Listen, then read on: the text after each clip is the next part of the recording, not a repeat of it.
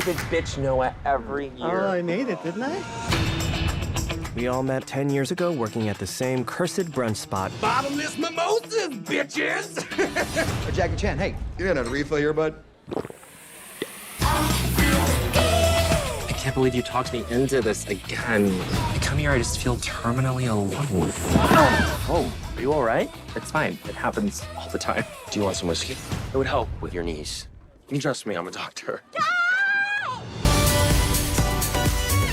You think that if you're vulnerable for just 1 second, that it's all gonna come crashing down. Oh my God, my baby's drowning! I don't think I want to be implicated in this. DJ, stick it in! All you guys, you're like all I have. We're family. That means something to me. What are we gonna like hug and wrap this up? How does this end? Why don't we just get a little up and dance?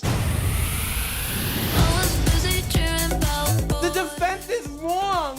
My biological clock is ticking like this! Penelope Cruz. Bitch, who is this? Hi, Bowen. Hi, Kira. Nice to meet you.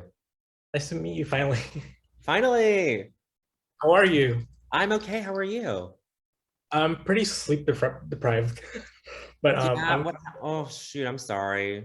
no, it's okay. I loved your necklace, by the way. Thanks. Thank you. So yeah, I'm here, Casino from NextShark, and we cover mostly Asian American Yes. news. Very familiar. So your movie Fire Island has a very special place in LGBTQ history. How much did you know about the island before jumping into the film? Oh, I was pretty familiar with it. I had been going for several years, and a lot of sort of the character dynamics between Joel Kim Booster's character and mine are sort of loosely based on the times we would go together early on in our adulthoods when we could, barely afford it. But when we somehow made it work, we really appreciated and cherished the time we were out there together. So yeah, I mean, like, I was pretty familiar with it, and it's really satisfying to see it represented in not the most. I wouldn't say it's like an incredibly accurate way, just because everyone has their own interpretations of that. But it's nice to see the island sort of be illustrated in the way that it was meant to be. And so you obviously worked with Matt Rogers before on Yes. Las Culture Yes. Culturistas. What was it like working with him on this movie, along with Joel Kim Booster? And can you tell us any fun memories working with the living legend herself, Margaret Cho? Oh my God. I mean, yeah, I mean, you say all those names and like, their relationship to me and to all of us. And I go, I can't believe I looked out like this. I got to do a movie written by one of my best friends, starring another one of my best friends, with a director who I loved and adored before working on this, with, like a person who like made a career for herself that made it possible for me and Joel to even like have a career of our own.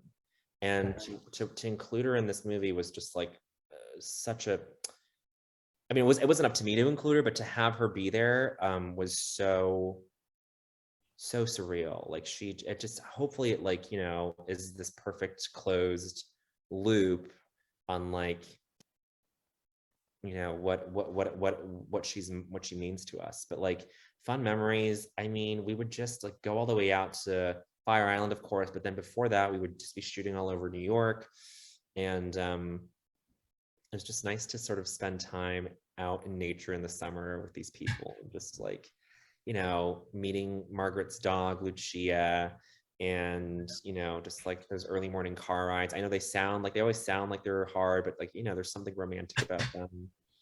Yeah, and she was definitely a mother figure in the film, and you can definitely see that. Yeah. And so the movie also highlights the sexual and ethnic identities of queer Asian men. And on their way to Fire Island, Keegan mentions the "No Fats, No Femmes, No Asian" slogan is often used in social media.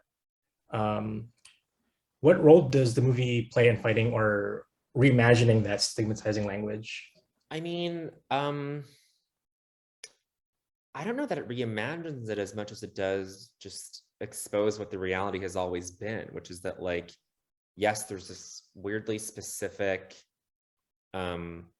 oppressive language that's kind of hurled around the community, but that there, you know, there are these like people of there are these people within the Asian queer community at the very least who like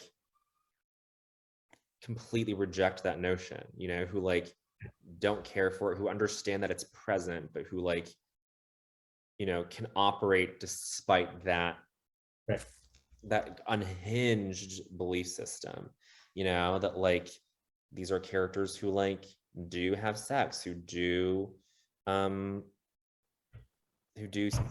sort of consider themselves with some self-worth, even though their subculture even has told them that like there's generally no place for them. And so I think the movie really kind of is able to touch on that without having to be so heavy-handed beyond that no fats, no femmes, no Asians line. But the fact that there are these two gay Asian leads who are able to, in their characters throughout the movie, check in with each other, raise their eyebrows at each other, give each other a look that says it all, that doesn't even have to be like scripted, like that's something that I think is hopefully pretty special. Yeah, that's very well said. And so from a cultural or social standpoint, what did you take from your life growing up as a gay Asian American that helped you play this part as Howie? Yeah, I mean, I feel like I've grown up along with Asian men, whether they're gay or otherwise, who have probably been socially cultured into thinking that like there's something like anomalous or something, that there is no like neat sort of like positioning for them. And I feel like that's just this weight that like Asian people carry with them throughout their lives, especially of this generation. And I think there are subtle ways in which those are that sort of idea is externalized in the movie. And I feel like I brought something, you know, that was like not too far away from Howie's life to the movie. Like I was able to relate on that level with Howie a lot, with that character. Yeah. And there's a scene in the middle of the movie where my character and Joel's character sort of like clash in terms of their value systems, where I sort of accuse Joel of buying into a standard that like wasn't meant for us, and that he might think that I am trying to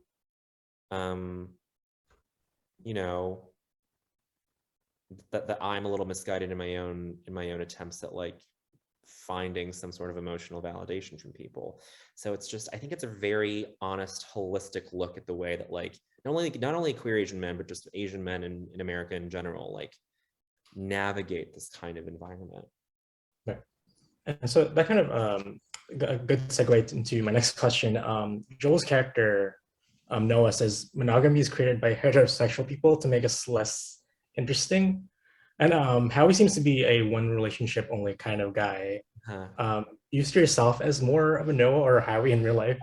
I mean, I haven't like put that into practice yet in either case. So, you know, I feel like it just would depend on the context. I feel like it would depend on, you know, because I mean, right now, the reason, I think it's one of the big reasons why I'm single is because there's just no time for me to date. Yeah. And so I feel that. Yeah, right. Okay. Yeah. You're working multiple jobs. Like, you know, like you get it. So like, I feel like if I had the time, it could really go in any direction. I could really be a Noah. I could really be a Howie. And there's something that like is, you know, there's a mental model for monogamy that I think like I can't quite take for granted. Like there's a, you know, there's a progression of steps if you're going to be in a monogamous relationships. You don't have to follow it through all the way, but you can like hit your tent poles. Right. But for me, I don't know. I feel like I haven't really been able to like exercise that. Right. Yeah, I feel you on those points. Yeah. So did you watch or read a lot of romantic comedies before going into this? Definitely.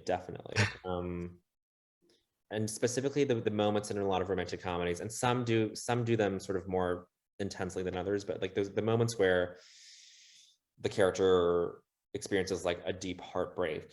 And there's some moments of that in every rom-com, but I feel like the ones that I was gravitating towards were moments where the character feels like they've lost that love, that the love that they were looking for just has no place in the circumstances that they go through. So like Something's Gotta Give was one that I watched a lot, because she like Diane Keaton like experiences like heartbreak after she realizes that like, oh, this isn't what it is. It's like a one-night stand thing, or it was like a nice weekend.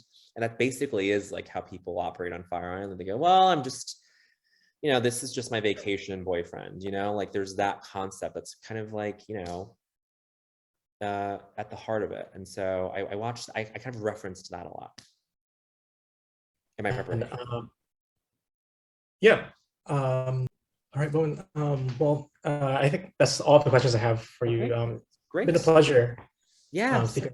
Here. So Good luck. Hope school is going well. Good luck with everything. Yeah, it's almost done. So great. Yeah. Good. And thank you so much. Yeah, thank you. Take care. Have a good one. Bye.